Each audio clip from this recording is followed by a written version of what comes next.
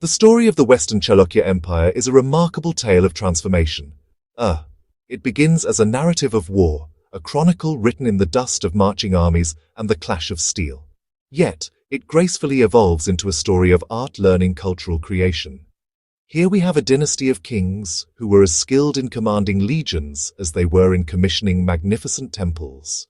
For over 2 centuries, from approximately 973 CE to the late 12th century, these rulers held sway over a vast and fertile swathe of southern India.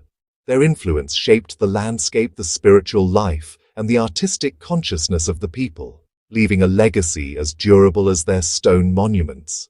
The heartland is in modern Karnataka and Maharashtra. From this core, their power radiated outwards, touching millions.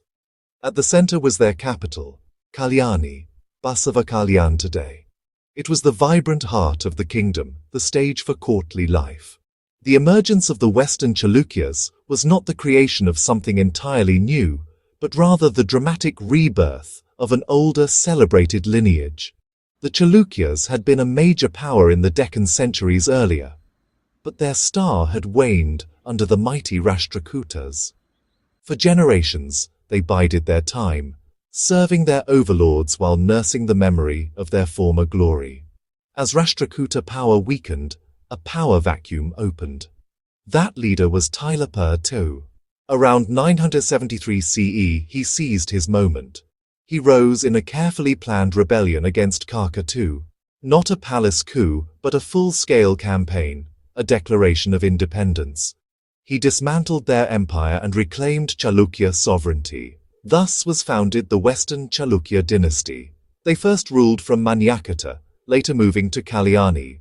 Through campaigns, alliances, marriages, and governance, Tailapa II laid a strong, enduring foundation. He secured borders, built administration, and passed a powerful realm to his heirs.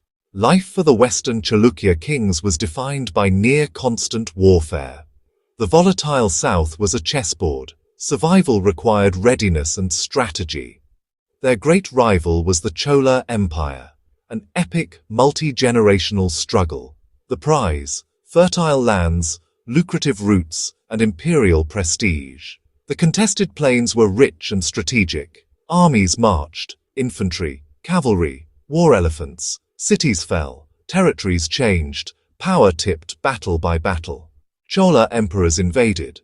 Chalukya kings like Jayasimha II and Someshvara I struck back. Beyond the south, Paramaras pressed from Malwa. Vengi became a pawn, rulers installed by rivals. Feudatories like the Hoysalas gained strength. Kings stayed vigilant, quelling dissent. A strong cavalry for speed, infantry to hold lines, elephants to shatter ranks, the bedrock of empire. Without military might, neither art nor architecture would exist. War made their world turn. Among the warrior kings, one name shines, Vikramaditya VI, whose 50-year reign marked the zenith of Chalukya power. He deposed his elder brother, Someshvara II, securing stability and splendor. A formidable commander, wise administrator, and generous patron, he contained the Cholas and reasserted dominance over Vengi, campaigning against rising neighbors like the Hoysalas. Victories secured borders and peace for development. He even initiated a new era, a bold claim of imperial authority. He was a great builder. Many temples rose in his time. A devout Hindu yet tolerant, granting land and wealth to temples, monasteries, and learned Brahmins, recorded on stone and copper. His court drew great minds. Bilhana composed Vikramankadevacharita. Vijnaneshwara wrote the Mitakshara, enduring works of law and letters. Sanskrit flourished, and so did Kannada, under his generous patronage. Section 5. Administration and Governance. Governing a vast realm required structure.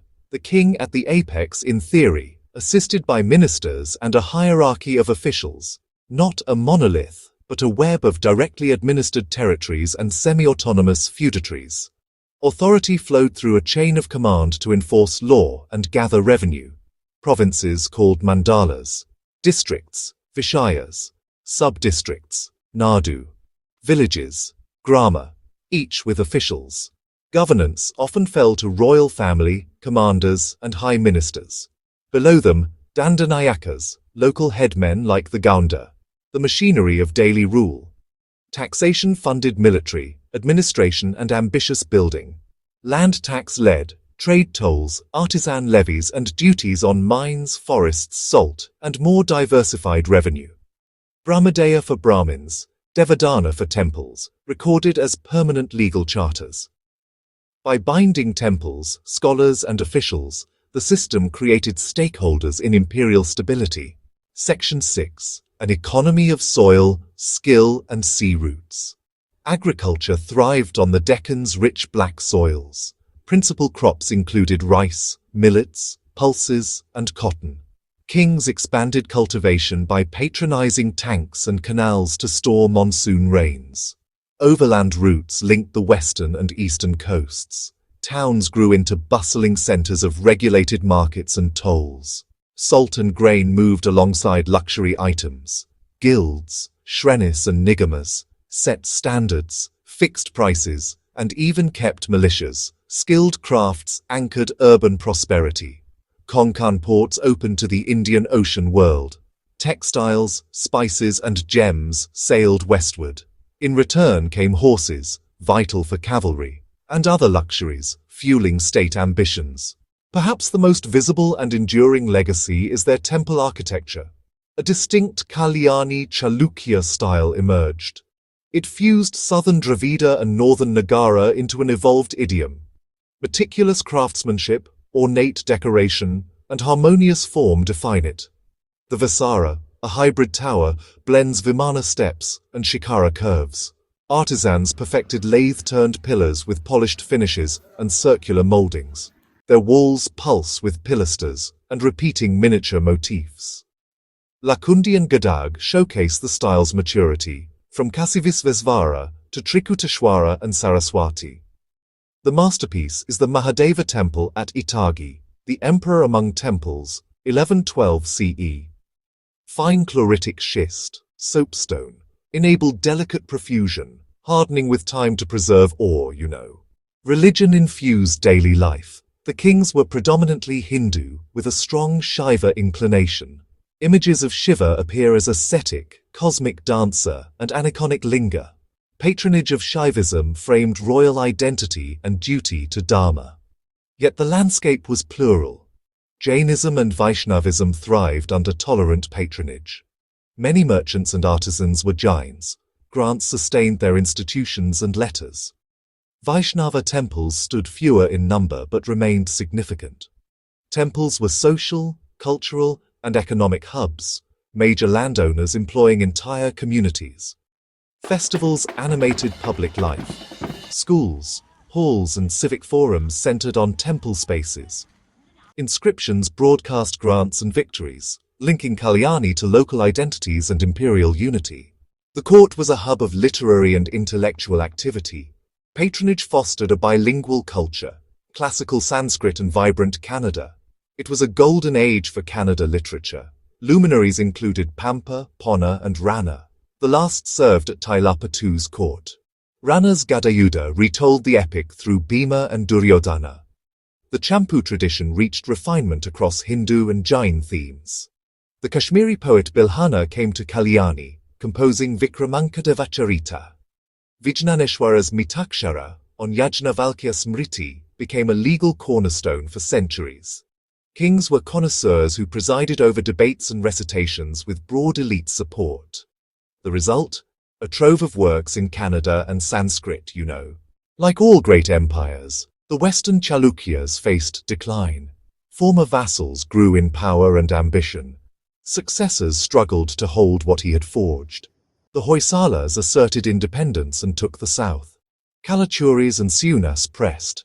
Bijala II briefly seized Kalyani. Someshvara IV's recovery proved short-lived. By around 1189 CE, the empire dissolved into successor states. The long chapter of Kalyani's Chalukyas closed.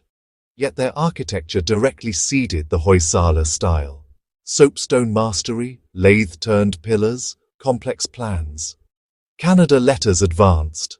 Taxation and land grant systems were adapted by successors. They They bridged eras and dominated the Deccan for 2 centuries. Warriors who became builders. Their legacy lives in stone and verse. Well,